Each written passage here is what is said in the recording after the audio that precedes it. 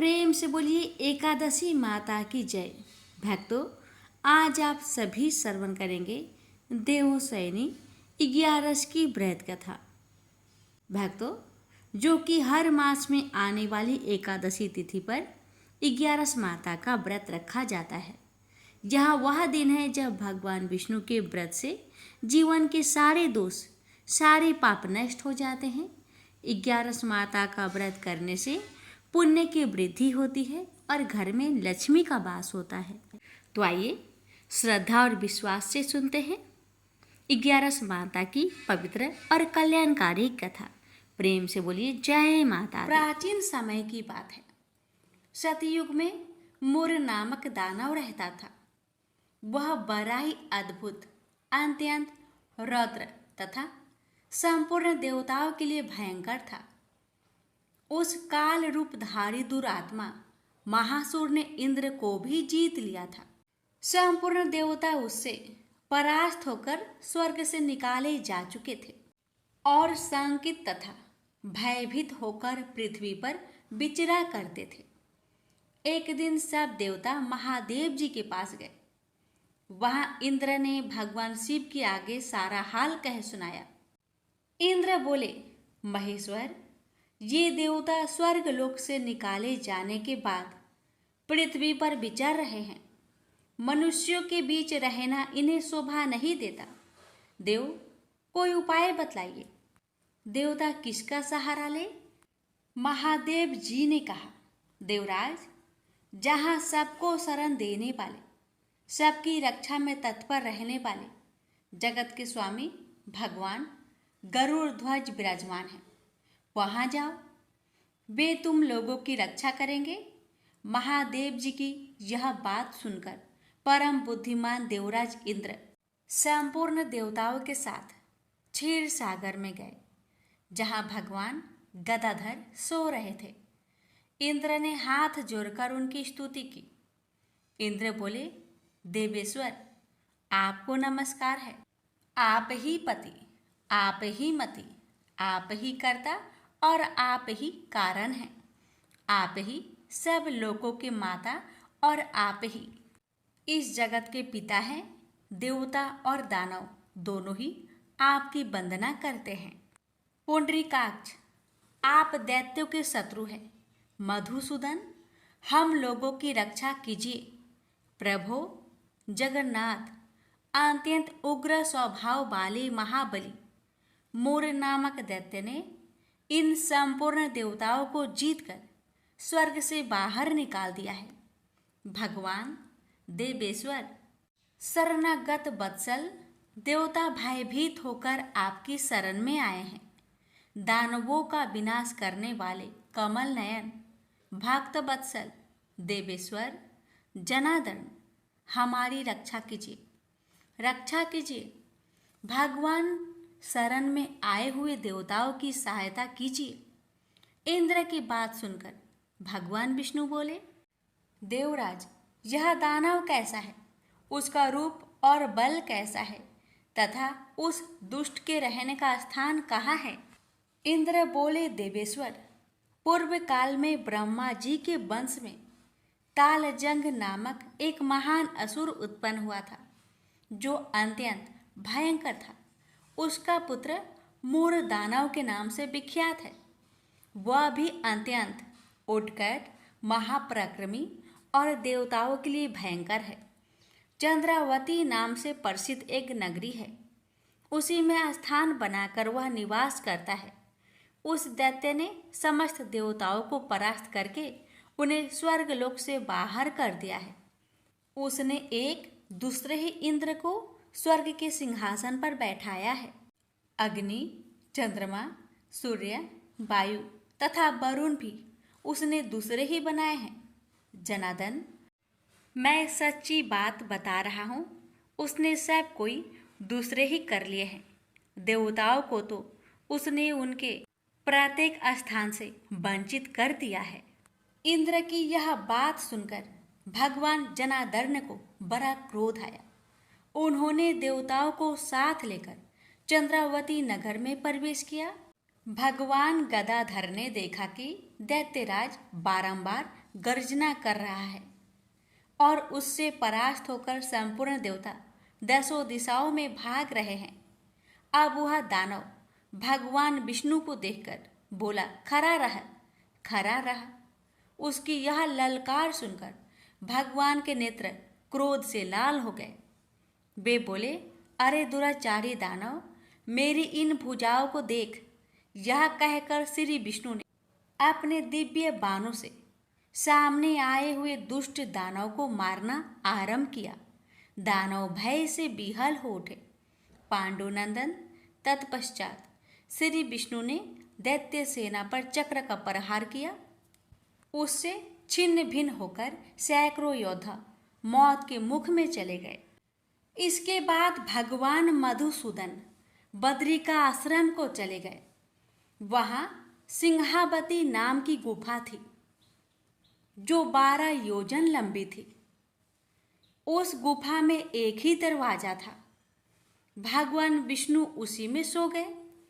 वह दानव मूर्ख भगवान को मार डालने के उद्योग में उनके पीछे पीछे तो लगा ही था। अतः उसने भी उसी गुफा में प्रवेश किया। वहां भगवान को सोते देख उसे बड़ा हर्ष हुआ। उसने सोचा, यह दानों को भय देने वाला देवता है, अतः निसंदेह इसे मार डालूंगा। दानव के इस प्रकार विचार करते ही भगवान विष्णु के शरीर से एक कन्या प्रकट हुई जो बड़ी ही रूपवती, सौभाग्यशालिनी तथा दिव्य अस्त्र शस्त्रों से सुसज्जित थी। वह भगवान के तेज के अंश से उत्पन्न हुई थी। उसका बल और पराक्रम महान था। दानवराज मुर ने उस कन्या को देखा।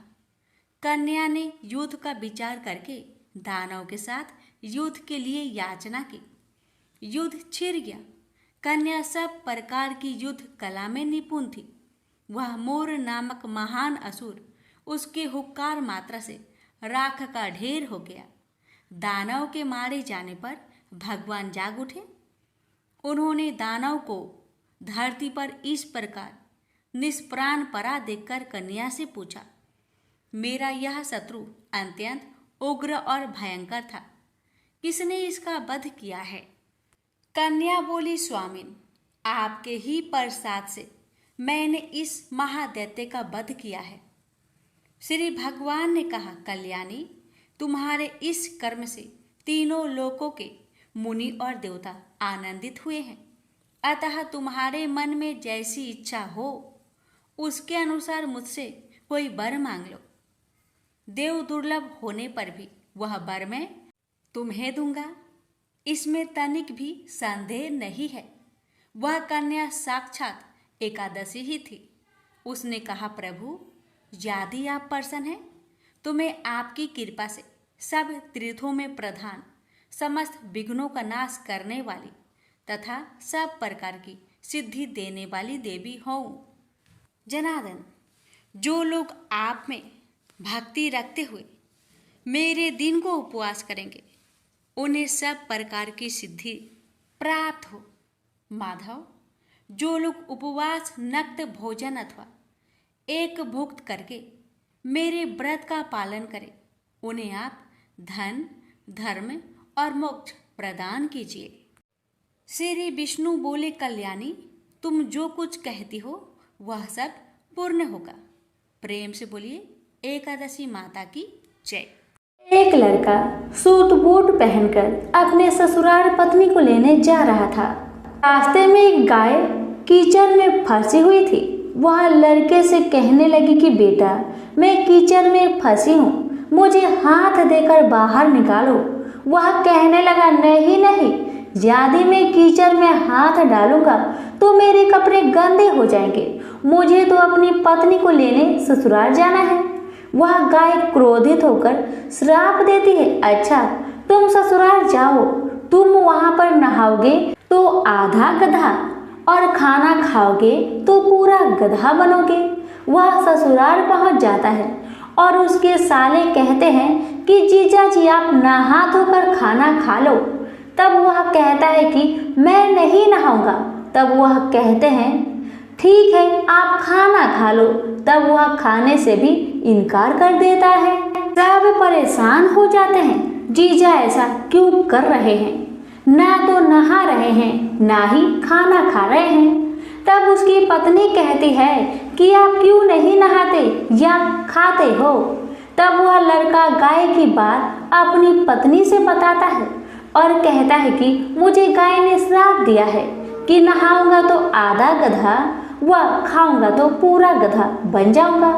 तब पत्नी कहती है कि कोई बात नहीं, आप नहा लीजिए व कुछ खा लीजिए, मैं वचन देती हूँ कि मैं आपका साथ दूंगी। तब वह लड़का अपनी पत्नी की बात सुनकर नहाने के लिए तैयार हो जाता है और खाने बैठता है तो पूरा गधा बन जाता है। सब उसको गधा समझकर भगाने लगते हैं तो पत्नी उनसे कहती है कि इसे मत मारो, ये मेरे पति हैं, इसे गाय का श्राप लग गया था इसलिए ये गधे बन गए हैं। आप मुझे इसके साथ ही विदा कीजिए। आप उसे उस गधे के साथ विदा कर देते हैं। वह गधे को लेकर एक जगह झाड़ के पीछे डेरा डालती है। दिन भर मेहनत मजूरी करती है और 12 आना गधे पर खर्च करती है और 4 आने खुद पर खर्च करती है और बोझ गधे पर न डालकर खुद ढोती है। इस प्रकार वह रोज करती है तो रानी महलों की खिड़की में से रोज यह नजारा देखती है कि ऐसा इसे कौन सा दुख है, यह ऐसा क्यों करती है। एक दिन वह दासी को भेजकर उसे अपने महल में बुलाती है और पूछती है कि तुम ऐसा क्यों करती हो। तब वह कहती है, तुम वचन भरोगी, तुम मेरी मदद करोगी तो मैं तुम्हें अपना दुख बताऊंगी। रानी वचन भरती है कि बहन मैं वचन भरती हूँ। तब वह सारी बात बताती है और कहती है, इस प्रकार मेरे पति श्राप के वचन से गधा बन गए। तब रानी पूछती है कि इसका उपाय क्या है। तब वह बताती है, यदि किसी ने 24 एकादशी करी होगी, वह संकल्प करके इसे 24 एकादशी दे तो मेरे पति पहले की तरह ठीक हो जाएंगे। तब राज्य में ऐलान किया जाता है कि 24 एकादशी जिसने भी की हो वह राज दरबार में आए। अब एक बुढ़िया को लाया जाता है। जैसे बुढ़िया संकल्प करके एकादशी देती हुई नहाती है, उसके नहाने का पानी उस गधे पर गिरता है। वैसे वैसे वह गाय लड़के के रूप में आ जाता है। बुढ़िया लालच करके एक एकादशी व्रत रख लेती है तो उसका एक कान गधे का रह जाता है। सब कहते हैं ये क्या हुआ। तब बुढ़िया कहती है कि मैं भूखी प्यासी मरी सो, मेरे पास एक एकादशी तो रहने दो। तब सब कहते हैं नहीं, तुमने संकल्प किया है तो सारी एकादशी इस लड़के को दो, वरना यह पूरी तरह लड़का नहीं बन पाएगा। अब वह बुढ़िया सारी एकादशी उस लड़के को दे देती है और वह गधा पूरी तरह लड़का बन जाता है। राजा सारे राज्य में ऐलान करते हैं कि जिनके भी बन पड़े एकादशी करो, एकादशी जैसा दूसरा व्रत नहीं। प्रेम से बोलिए एकादशी माता की जय। एक बार एक राज्य में एक राजा रहा करता था। राजा बहुत ही बुद्धिमान और बलशाली था। राजा सदैव अपनी प्रजा का बहुत अच्छे से ध्यान रखता था। प्रजा भी अपने राजा को बहुत पसंद करते थे। राजा की 2 बेटियां थी। राजा अपनी दोनों बेटियों से बहुत प्रेम करता था। राजा की छोटी बेटी देखने में बहुत सुंदर और आकर्षण थी और राजा की बड़ी छोटी बेटी के मुकाबले थोड़ा कम सुंदर थी। राजा की छोटी बेटी 11 माता की पूजा किया करती थी और सभी लोग राजा की छोटी बेटी से बहुत प्रेम करते थे और बहुत प्रशंसा किया करते थे। राजा भी अपनी छोटी बेटी को बड़ी बेटी से अधिक प्रेम करता था, जिस कारण राजा की बड़ी बेटी को अपनी छोटी बहन से बहुत नफरत होने लगी थी। राजा की दोनों बेटियां जब बड़ी हो गई तब एक पड़ोस राज्य में रहने वाला राजकुमार राजा की बड़ी बेटी के लिए रिश्ता लेकर आया। लेकिन जैसे ही उस राजकुमार की नज़र राजा की छोटी बेटी पर पड़ी तो वह राजकुमार राजा की छोटी बेटी पर आकर्षक हो गया और उससे पहली नज़र में ही प्रेम कर बैठा। उस राजकुमार ने राजा की बड़ी बेटी के साथ विवाह करने से मना कर दिया और उसने राजा से कहा कि मैं आपकी छोटी बेटी से विवाह करना चाहता हूँ। जिसके बाद राजा की बड़ी बेटी यह देखकर अपनी छोटी बहन से बहुत क्रोधित हो गई और राजा की बड़ी बेटी ने अपनी छोटी बहन को अपना सबसे बड़ा दुश्मन मान लिया। राजा की बड़ी बेटी ने अपनी छोटी बहन से बदला लेने का निर्णय लिया, जिसके लिए उसने अपनी छोटी बहन को जान से मारने का प्लान बनाया। राजा की बड़ी बेटी ने अपनी छोटी बहन को मारने के लिए सबसे पहले एक लड्डू में जहर मिलाकर अपनी छोटी बहन को दे दिया और उसको लड्डू खाने के लिए कहा। लेकिन लड्डू खाने के बाद भी छोटी बहन को कुछ नहीं हुआ। बड़ी बहन यह देखकर बहुत आश्चर्यचकित हो गई, लेकिन बड़ी बहन ने हार नहीं मानी और उसने जब रात में छोटी बहन अपने कमरे में सो रही थी तब एक मटके में सांप रखकर उस कमरे में छोड़ दिया। लेकिन सांप भी छोटी बहन का कुछ नहीं कर पाया, जिसके बाद बड़ी बहन ने अपनी छोटी बहन से कहा कि चलो हम लोग कुएं में से पानी भरकर लाते हैं। जिसके लिए वह अपनी छोटी बहन को पानी भरने के बहाने कुएं के पास ले गई और उसने अपनी छोटी बहन को कुएं में धक्का दे दिया। लेकिन छोटी बहन को तब भी कुछ नहीं हुआ, क्योंकि हर बार 11 माता उसकी रक्षा कर रही थी और उधर बड़ी बहन अपने सारे प्रयासों के बाद असफल हो रही थी, जिससे वह बहुत क्रोधित होती जा रही थी। फिर उसने अपनी छोटी बहन के पास जाकर उससे खुद ही पूछा कि मेरी छोटी बहन, तुमको पता है भगवान ने सबकी मृत्यु एक निश्चित समय पर लिखी हुई है और कैसे तुम्हारी मृत्यु होगी, क्या यह तुम जानती हो? तब छोटी बहन ने अपनी बड़ी बहन को बताया कि हाँ, मैं तो जानती हूँ मेरी मृत्यु कैसे होगी। छोटी बहन से यह सुनकर बड़ी बहन मन ही मन बहुत प्रसन्न होने लगी और उसने अपनी छोटी बहन से कहा कि तो मुझे अपनी मृत्यु का राज बताओ। छोटी बहन ने अपनी बड़ी बहन से कहा कि मेरी मृत्यु तो एक तोते में है, जो तोते के गले में एक हार है, उससे मेरी मृत्यु होगी। जब कोई भी व्यक्ति तोते को मारकर वह हार अपने गले में पहनेगा तो मैं मूर्छित हो जाऊंगी, और जैसे ही उस हार को अपने गले से उतारेगा तो मैं वापस से जीवित हो जाऊंगी। अपनी छोटी बहन की मृत्यु का राज जानकर बड़ी बहन बहुत ही खुश हो गई और उसने अपनी छोटी बहन को मारने के लिए उसके पालतू तोते को ढूंढना शुरू कर दिया और छोटी बहन को इस बात का आभास हो गया था कि कोई उसकी जान लेना चाहता है, जिसके लिए वह अपने पिताजी के पास गई और उसने अपने पिताजी से कहा कि पिताजी, मेरी मृत्यु के बाद आप मुझे जलाइएगा मत, बल्कि आप मुझे अपनी पुरानी वाली हवेली में एक पलंग में लिटाकर छोड़ दीजिएगा। अपनी छोटी लड़की की यह बात सुनकर राजा बहुत आश्चर्यचकित हो गए।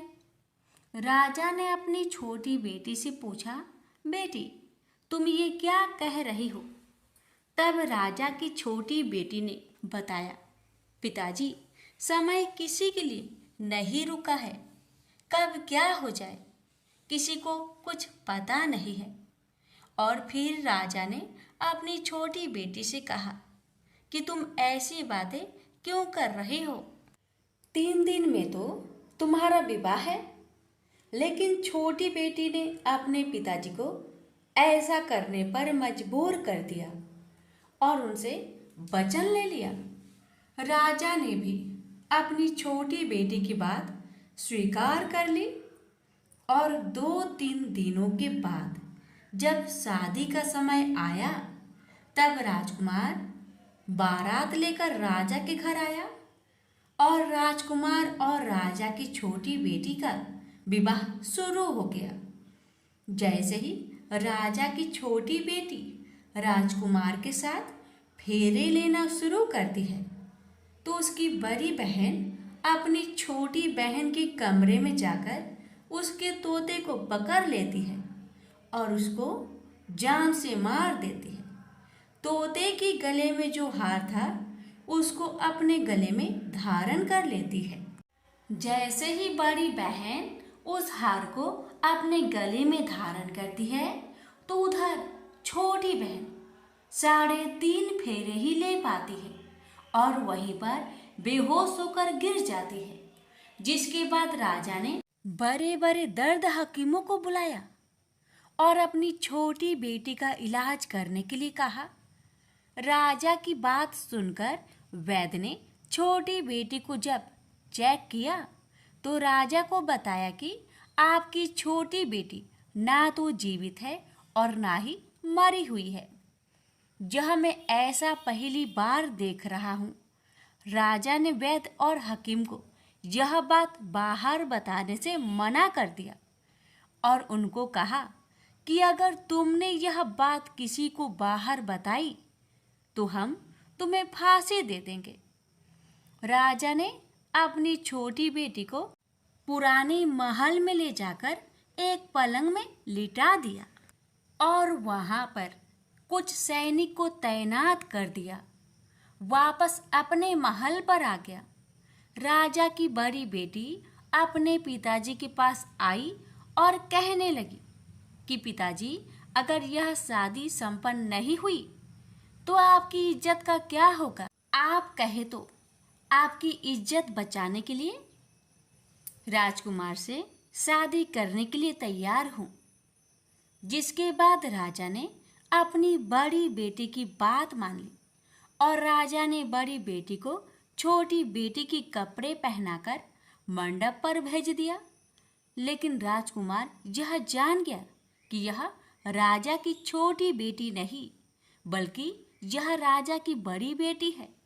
लेकिन जब राजकुमार ने शादी करने से मना किया तो सभी लोगों ने राजकुमार को विवश करके राजा की बड़ी बेटी से बचे हुए फेरे को संपन्न करा दिया और विवाह करवा दिया। जिसके बाद राजकुमार राजा की बड़ी बेटी को अपने महल ले गया। राजकुमार राजा की बड़ी बेटी से ना तो बात करता था, न ही उसको पसंद करता था और ना ही उसके आसपास भटकता था। और राजकुमार ने यह फैसला लिया था कि वह अपनी प्रेमिका को ढूंढ कर रहेगा और यह जानकर रहेगा कि उसके साथ हुआ क्या है। एक दिन राजकुमार अपने घोड़े पर सवार होकर राजा के पुराने महल के पास पहुंच गया, जहां पर उसने कुछ सैनिकों को देखा। महल के पास पहुंचकर राजकुमार ने जब महल को ध्यान से देखा तो वह समझ गया कि यह तो हमारे ससुर जी का महल है। तब राजकुमार ने सैनिकों से पूछा, तुम लोग यहाँ क्या कर रहे हो और इस महल के अंदर उस पलंग में कौन लेटा है? जिसके बाद सैनिकों ने बताया कि जहाँ पर राजा की छोटी बेटी लेटी है। यह सुनकर राजकुमार बहुत प्रसन्न हो गया और वह तुरंत अपनी प्रेमिका के पास पहुंच गया और उसकी सेवा करने लगा। जैसे ही रात हुई तो राजा की छोटी बेटी उठकर खड़ी हो गई। राजकुमार यह देखकर बहुत खुश हो गया और उसने अपनी प्रेमिका से पूछा कि तुम यहाँ क्या कर रही हो? तुम मेरे साथ मेरे घर चलो राजा की छोटी बेटी ने राजकुमार को सारी बातें बता दी कि मेरी जान एक तोते में बसी थी और मैंने यह बात सिर्फ अपनी बड़ी बहन को बताया था और मुझे पता है कि उसने ही मुझे मारने का प्रयास की है। उसके पास एक हार है जिसको वह सुबह पहन लेती है और रात को उतार देती है। जब तक वह हार को पहने रहती है तब तक मैं मूर्छित रहती हूँ और जैसे ही वह हार को उतार देती है तो मैं जीवित हो जाती हूँ और जब तक मेरी बड़ी बहन के पास वह हार है तब तक मैं ऐसे ही जीवित और मूर्छित होती रहूँगी। अगर मेरी बड़ी बहन के पास जो हार है वह मेरे हाथ में लग जाए तो मैं हमेशा के लिए जीवित हो जाऊंगी। राजकुमार यह बात सुनकर राजा की छोटी बेटी के पास रहने का निर्णय ले लिया और अपने बचे हुए सारे फेरे उस पलंग में लेटी राजकुमार की छोटी बेटी के साथ ले लिया और अपना विवाह पूर्ण कर लिया और वहीं पर ही रहने लगा। देखते ही देखते कुछ समय में राजा की छोटी बेटी और राजकुमार की पत्नी पेट से हो गई। एक दिन राजकुमार को किसी काम से बाहर जाना पड़ा। तब छोटी बहन के पेट में बहुत तेज दर्द होने लगा, जिसके बाद उसने 11 माता का आह्वान किया। जिसके बाद वहाँ पर 11 माता प्रकट हुई और उन्होंने अपनी भक्तों के दर्द को दूर किया और एक पुत्र की प्राप्ति करवाई। और वहीं पर अचानक से राजकुमार भी आ गया। राजकुमार ने 11 माता को देखा तो वह आश्चर्यचकित हो गया और उसने तुरंत माता को प्रणाम किया और 11 माता ने राजकुमार से कहा कि जब तुम्हारा बेटा 5 वर्ष का हो जाए तो तुम अपनी पत्नी का हार आकर इसके गले में डाल देना। और देखते ही देखते राजकुमार और राजा की छोटी बेटी का पुत्र 5 वर्ष का हो जाता है। तो राजकुमार अपने बेटे से कहता है कि बेटा, मैं कुछ काम से बाहर जा रहा हूँ, तुम अपनी माता का ध्यान रखना। और वहाँ से चला जाता है। राजा को बाहर निकलता देख बड़ी बहन के सैनिक देख लेते हैं और बड़ी बहन को जाकर सारी बातें बता देते हैं। जिसके बाद बड़ी बहन अपनी छोटी बहन के पुत्र को वहाँ से उठवा लेती है और उसको मरवा देती है। छोटी बेटी के पुत्र को 2 टुकड़े करवा देती है। पहला टुकड़ा चक्की के पास छुपा देती है और दूसरा टुकड़ा अपनी पलंग के नीचे रख देती है। अब 11 माता भिखारी का रूप लेकर आती हैं। एक भिखारी का रूप रखकर बड़ी बहन के पास चली जाती है। जिसके बाद वहाँ पर भिक्षा मांगने लगती है। बड़ी बहन अपने नौकरों से कहती है कि जाकर भिक्षा दे दो, लेकिन जैसे ही नौकर 11 माता को भिक्षा देने के लिए जाते हैं तो माता उन्हें मना कर देती है और कहती है कि मैं तुम्हारी महारानी से ही भिक्षा लूँगी। जिसके बाद बड़ी बहन स्वयं ही भिक्षा देने के लिए माता के पास आती है। तब माता एक बिल्ली का रूप लेकर उसके कमरे में चली जाती है और वहाँ पर छोटी बेटे के पुत्र को 2 टुकड़ों को आपस में जोड़ देती है और उसे जीवित कर देती है और उसे वहाँ से ले जाती है। राजकुमार अपने बेटे को लेकर अपनी पत्नी के पास जाता है और उससे कहता है कि तुम इसका ध्यान रखना। अगर तुम इस बच्चे को अच्छे से ध्यान रखोगी तो मैं तुमसे बात करूँगा। एक दिन राजकुमार अपने बच्चे से कहता है कि तुम मम्मी से उनके गले का हार मांग लो। जिसके बाद राजकुमार का लड़का अपनी मम्मी के पास जाता है और कहता है कि मम्मी मुझे तुम्हारा हार चाहिए जो तुमने गले में पहन रखा है।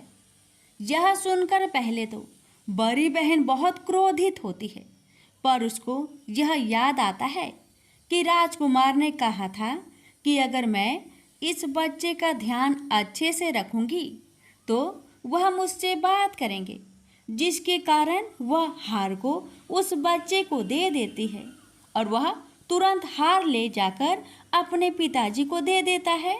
और तभी राजकुमार अपने बेटे को लेकर वहाँ से जाने लगता है और अपनी पत्नी से कहता है कि तुम हमारे लिए खाना बनाकर रखना, मैं शाम को आकर तुम्हारे साथ खाऊंगा।